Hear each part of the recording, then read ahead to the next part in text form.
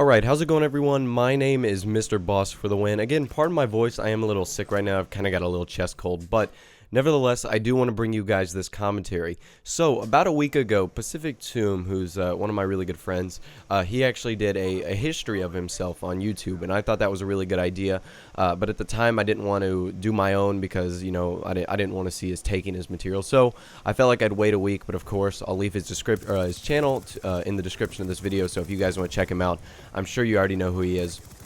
Anyways, this is going to be a three-part episode of really my history on YouTube, and I think it's a pretty interesting story, so hopefully you guys will agree. So we're going to start from the beginning. So this was, I would like to say, around November or December 2009. Now, if you recall that time, this is when Modern Warfare 2 was really at its peak. Now, Modern Warfare 2 had just come out, like I said, for a few months, and I was really into the game. And at the time, I didn't have that professional gamer setup or anything along those lines. It was more of just like a, play through your speakers with a, with this weird Xbox controller. I wasn't a serious gamer. I like to win, but I didn't take anything seriously. And I think there was a few instances where I went on YouTube and I searched, Modern Warfare 2 material because I wanted to get better. I wasn't an awful player, but I wanted to improve my game and, become a better player overall, which is essentially what I was looking for.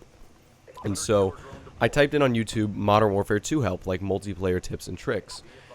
And when I did that, I found a few select people. The first three people I really found were Wings of Redemption. He was the first I saw, and then that led me to Machinima's channel, where I really fell in love with the two guys of Hutch and C-Nanners. And I really liked them because I could easily connect to them, which I thought was very cool. So that, for the next 2 or 3 months, really, I said, okay, I want to be like those guys.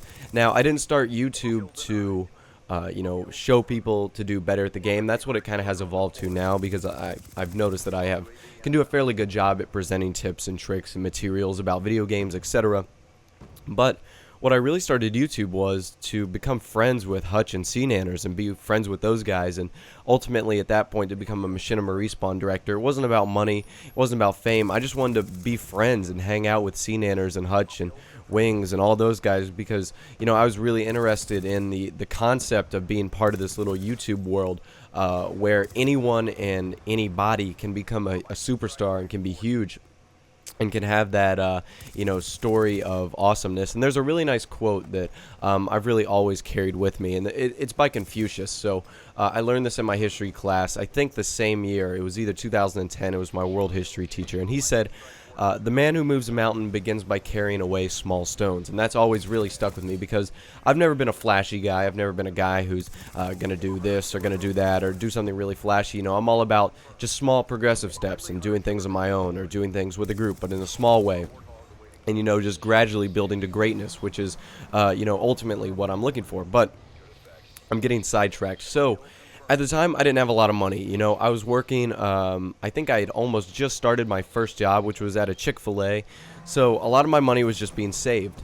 And at the time, I had this like old Dell PC, and I said, you know what, I gotta upgrade. So I asked my father, and I was like, I need a laptop. This computer's really old, and it wasn't like a demanding, you need to buy me a laptop right now.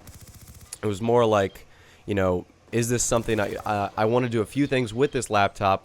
Would you be interested in helping me purchase this? And so I paid for half of it. He paid for half of it on the account that I got some good grades in school, which I think I made the good grades. So he helped buy for like half of it.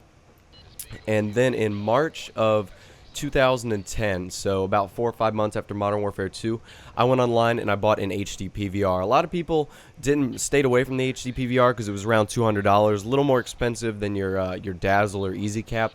But I went with the HD PVR because, I had listened to so many commentaries, C-Nanners, HD PVR, Hutch, HD PVR, Wings, HD PVR.